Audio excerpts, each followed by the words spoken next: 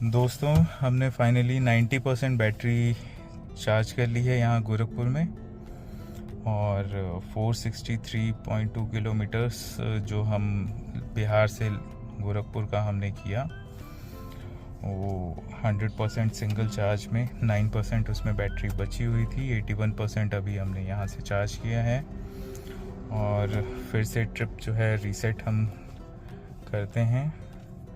और अब जो है थोड़ा नॉर्मल मोड पे गाड़ी चलेगी, तो देखते हैं फिर से क्या एवरेज निकल के आती है। और मैं आपको एक और अपडेट देना चाहूँगा कि जो बिहार से हम आए हैं उस पर मेरी ड्राइविंग रही है सिंगल पैडल, और स्मूथ ड्राइव किया था मैंने, तो ये एवरेज निकल के आया था 463 का। रेस्ट अब थोड़ा सा फास्ट मूव करेंगे क्योंकि 90% मैंने इसी वजह से चार्ज किया कि अब थोड़ा सा नॉर्मल पे ही हम चलेंगे। आगे का अपडेट जो है अब डेस्टिनेशन पे पहुंच के मैं करता हूँ। फ्रेंड्स, 50% बैटरी आ चुकी है, 40% कंज्यूम हो चुका है, और 185 किलोमीटर टोटल हम चल चुके हैं।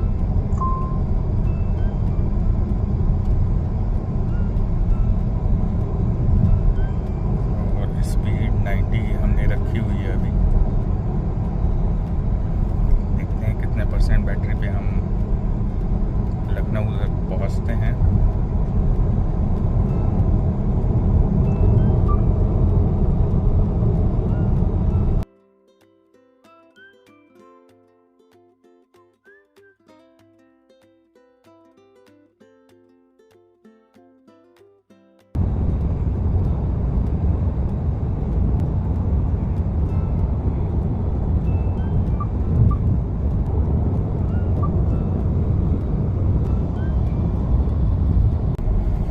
अभी तक हम 90 की स्पीड में कंटिन्यू आ रहे थे। 57% बैटरी कंज्यूम हो चुकी है और 253 किलोमीटर हम चल चुके हैं। अप्रॉक्स जो एवरेज निकल के आ रही है वो 440 की एवरेज निकल के आ रही है। नॉर्मल पे ही चल रहे हैं, और अब जो है स्पीड अप करूँगा लास्ट के ऑलमोस्ट, अगर मैं आपको दिखाऊँ तो 52 किलोमीटर अभी बचे हुए हैं, और अब हम थोड़ा फास्ट चलेंगे। तो ओवरऑल एवरेज जो निकल के आई है वो 440 की आई है। दोस्तों, फाइनली हम अपनी डेस्टिनेशन पे पहुंच चुके हैं। ओवरऑल देखें तो 306 किलोमीटर का हमने गोरखपुर से लखनऊ ट्रैवल किया, और 90% बैटरी चार्ज थी। अभी तो मैंने चार्ज में लगा के रखा है, तो 12% पे हम आए थे। सामान उतारा और ऊपर गया तो उतने में 1% ये चार्ज हो चुकी है, और 78% बैटरी कंज्यूम हुआ। अगर हम एवरेज देखें तो 384 का एवरेज दिया है, क्योंकि लास्ट के जो कुछ किलोमीटर्स से 32% बैटरी थी, तब मैंने एक एवरेज निकाली थी 440 की निकल रही थी। उसके बाद जो है गाड़ी ऑलमोस्ट 120 के ही लमसम में गाड़ी चली है, तो एवरेज घट के जो हमारा आया है 384 का आया है। और ये एवरेज है गोरखपुर से लखनऊ का, जो कि हम नॉर्मल मोड पे हम चले थे, और अभी चार्ज में लगा दिया है हमने।